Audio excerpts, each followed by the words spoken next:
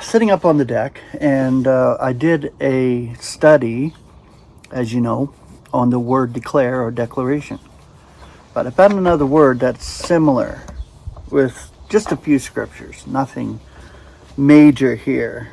But this word, aver, A-V-E-R. The Greek is phema, P-H-E-M-I. The concordant definition, declare forcefully and confidently. So it's the same as declaration, only you're doing it confidently. You're bringing forth the word of God confidently. Understanding what you believe, believing what you understand from a scriptural viewpoint. So the concordant scripture, 1 Corinthians 6:16. Or are you not aware that he who joins a prostitute is one body? For he is Avering. The two will be one flesh. 1 Corinthians 7:29. Now this I am avering, brethren, the era is limited. That furthermore, those also having wives may be as not having them. 1 Corinthians 10:15. As to the prudent am I saying it. Judge ye what I am avering.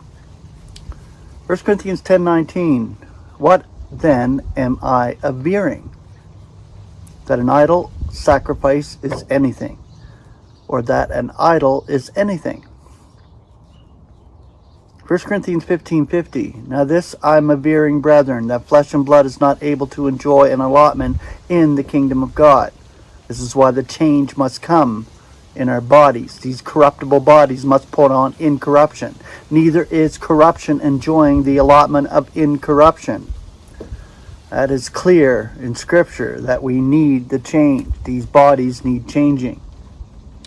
Romans 3:8. And why not say, according as we are calumniated, and according as some are avering, that we are saying that we should be doing evil, that good may be coming, whose judgment is fair.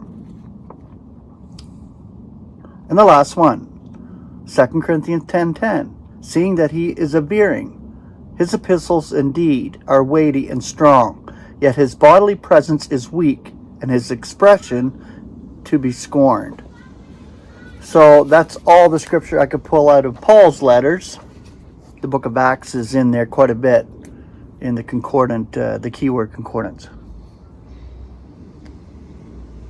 But it's a beautiful day. My wife's on holidays, and we're just relaxing.